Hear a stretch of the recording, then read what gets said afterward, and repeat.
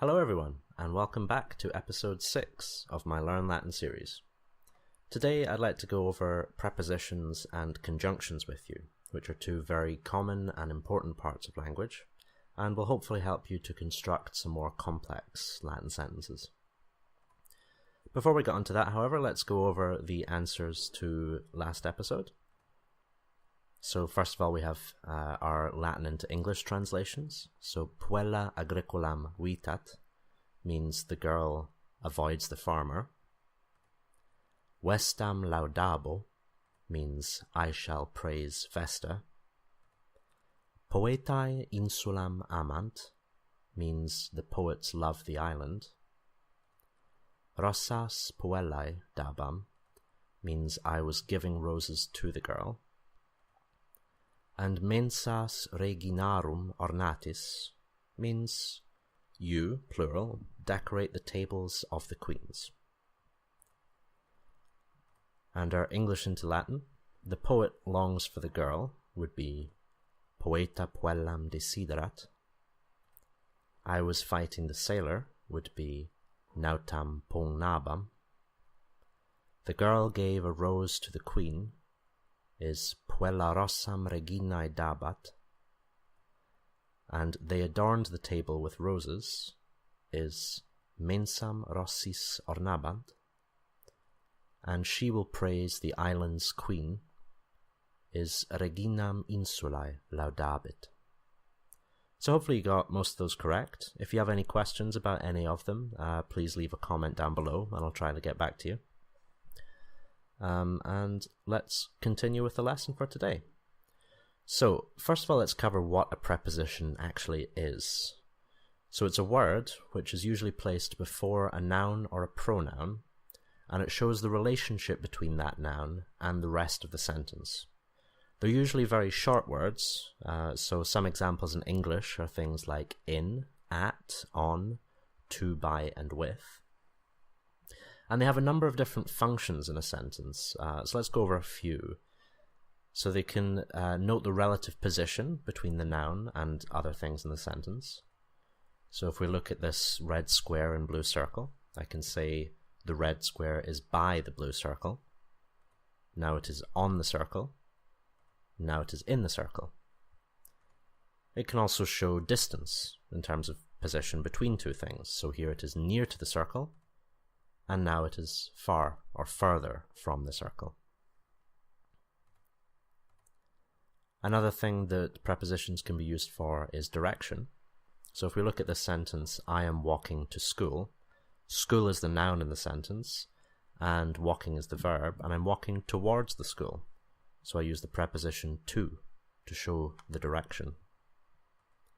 He ran away from her shows the opposite direction.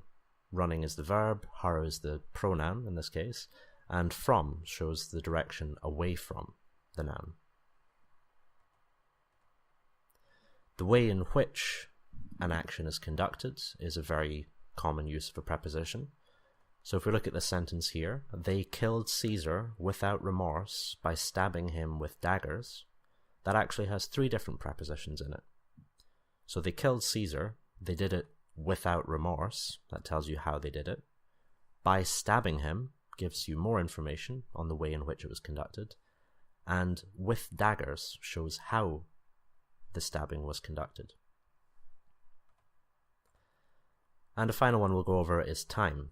So in English we have lots of different prepositions that we use in different ways for time. So we can say things like she will come by 1 p.m. or I will see her at 1 p.m. or she will leave on Sunday. So there's various different ways that we use prepositions in English to denote time. Now these aren't the only functions of a preposition.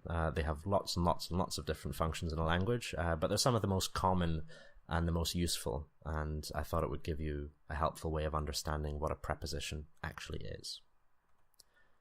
So let's go on to our prepositions in Latin. So prepositions in Latin govern a case, and that is either the ablative or the accusative, most commonly. And what I mean by governing a case is that the noun or pronoun that follows the preposition has to be in that case. that the preposition governs. So when you look up a preposition in a Latin dictionary, you'll see something like this: ad with ac. And what that means is when you use the preposition ad, which means to or towards or at, then the noun that follows it has to be in the accusative case. So porta is a noun meaning gate, and in the accusative, porta becomes portam. So we can say ad portam, and that means to the gate, or towards the gate, or at the gate.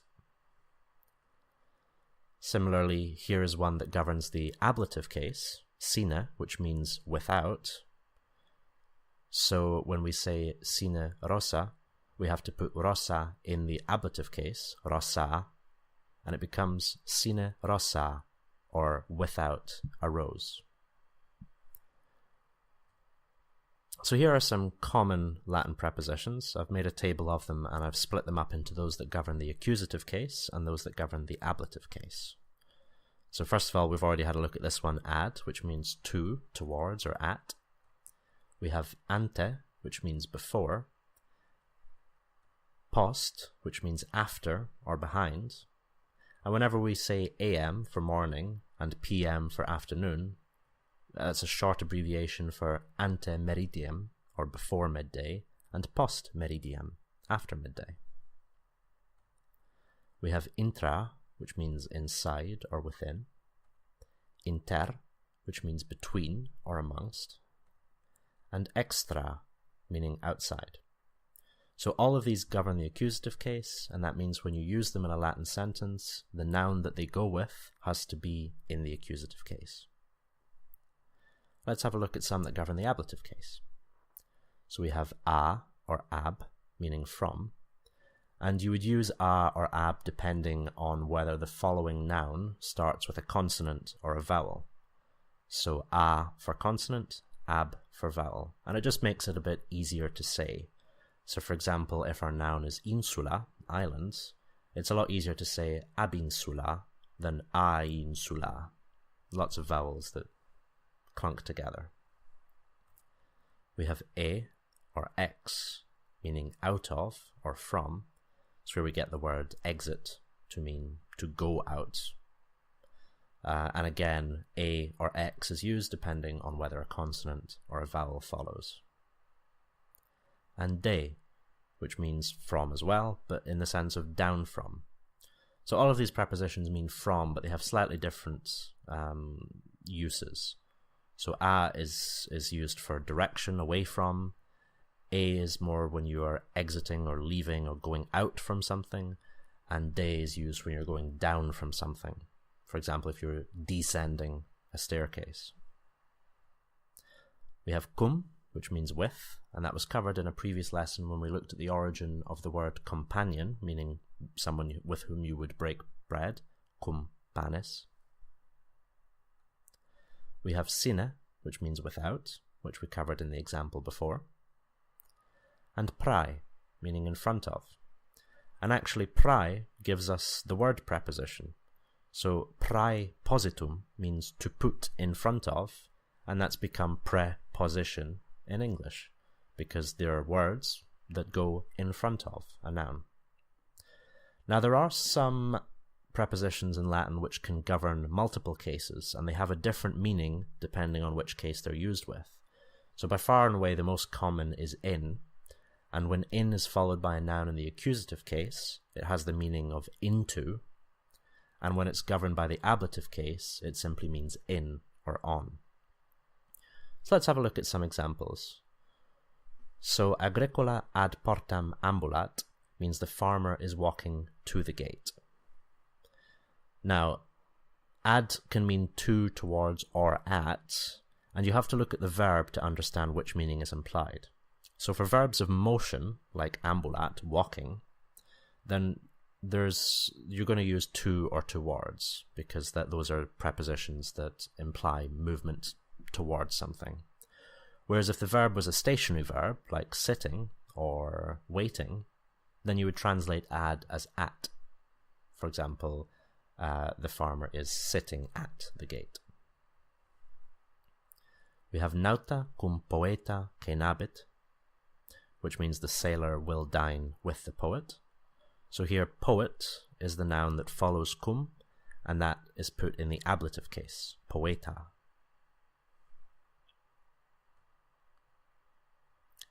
And here are some examples of the different uses of in.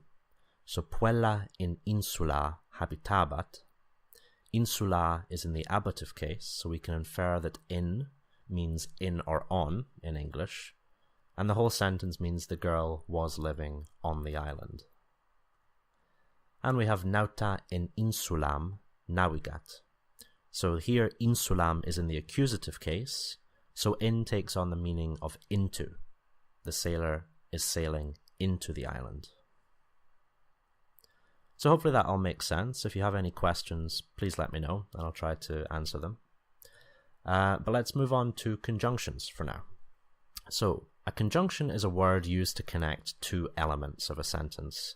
They can be two nouns, two verbs, or two clauses, for example. So if we look at these sentences in English, I speak English, I read Latin. He likes him, he does not love him. They're grammatically correct, there's nothing wrong with them, but they sound a bit short and clunky. A more natural way of expressing this would be to use a conjunction to join them together. So we'd say something like, I speak English and I read Latin. He likes him, but he does not love him. And in Latin, conjunctions are used exactly the same. So here are some. The Latin word for and is et. Or you can add the suffix que to the second of the elements, and it means the same thing. So we'll cover et first of all. So nauta et agricola is connecting two nouns here, the sailor and the farmer. Puellam amat et laudat, this time it's connecting two verbs. So he loves the girl and he praises the girl, or he loves and praises the girl. And here, puellam amat et agricolam laudat, they're both small sentences in themselves, puellam amat, agricolam laudat, but et is used to combine them into a larger sentence, and they each become clauses within that sentence. So he loves the girl and he praises the farmer. The most common example of the use of que would be in SPQR, which was found all over ancient Rome on statues and monuments and banners. It can still be found all over the place in modern-day Rome. And it means Senatus Populusque Romanus, or the Senate and people of Rome, the Senate and Roman people. You could express this as Senatus et Populus Romanus, but instead they've put the suffix que on the end of populus to mean the Senate and people. Now, although these both mean and, there are some different situations where you would prefer to use one over the other. So que tends to be reserved for words that just naturally go together, that are almost inseparable, and the word and would kind of bleed into an N sound. So things like rock and roll, mac and cheese, peanut butter and jelly, or in this case, the Senate and people. Whereas et is preferred in most other circumstances. We have but, which in Latin is said. So an example sentence would be Agricola puellam laudat, sed nautam culpat, which would mean the farmer praises the girl, but he blames the sailor. And we have this one if, which in Latin is si. So in the sentence here, si reginam amat, nauta insulam servabit. So nauta, sailor, is the subject of the sentence, and nauta insulam servabit means the sailor will protect the island. But that's preceded by si reginam amat, if he loves the queen. So the whole thing would be, if he loves the queen, the sailor will protect the island. Now note here that a conjunction doesn't have to go between two things. It can go at the start, but it's still being used to connect two different elements, two different clauses into one sentence. Now, one further note on and. When et or que is used to connect two nouns alone, they have to be placed in the same case. So let's have a look at some examples. Nauta et agricola insulam amant. In this case, both nauta, sailor, and agricola, farmer, are the subjects of the sentence. So our verb amant becomes third person plural, and both nauta and agricola as subjects have to go in the nominative case, and the whole sentence would translate as the sailor and the farmer love the island. In this sentence, Rossas nautai et agricolae dabatis, the sentence means you, plural, were giving roses to the sailor and the farmer. To the sailor and to the farmer. So both of those have to be in the dative case. And this last one, inter nautam et agricolam ambulo, I am walking between the sailor and the farmer. We've learned before that inter is one of our prepositions that govern the accusative case, and since both sailor and farmer are connected by an et, inter governs both nouns here. So nautam and agricolam are both in the accusative case. So that's all the new grammar for today. We've covered a lot of different vocabulary. So let's just go over the prepositions that we've learned so far. We have ad plus the accusative, meaning to, towards, or at. Ante plus the accusative, meaning before. Post plus the accusative, meaning after or behind. Intra plus the accusative, meaning inside or within. Inter plus the accusative, meaning between or among. And extra plus the accusative, meaning outside. We also have in plus the accusative, which means into. A or ab plus the ablative means from. A or ex plus the ablative means out of or from. De plus the ablative means down from or from. Cum plus the ablative means with. Sine plus the ablative means without. Prae plus the ablative means in front of. And in plus the ablative means in or on. Now, if you're writing these down or putting them in a Word document, I'd definitely encourage you to include the plus ac or plus able. And whenever you're using them, just remind yourself and get it locked in which one governs which. And we learned these conjunctions, et or que, meaning and, sed, meaning but, and si, meaning if. So let's also learn some new first declension nouns. So we have cura, curai, meaning care or attention.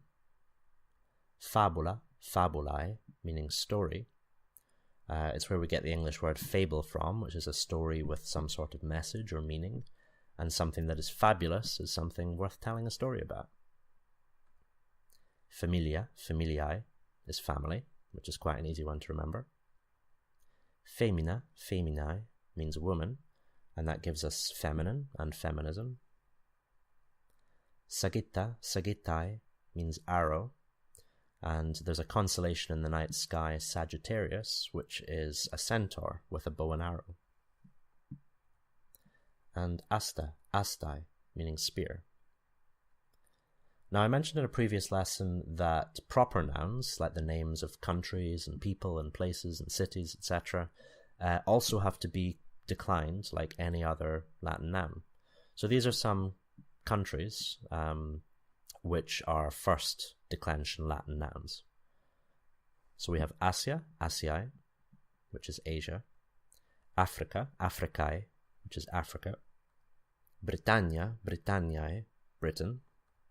Gallia, Galliae, which was Gaul to the Romans and approximately modern-day France to us.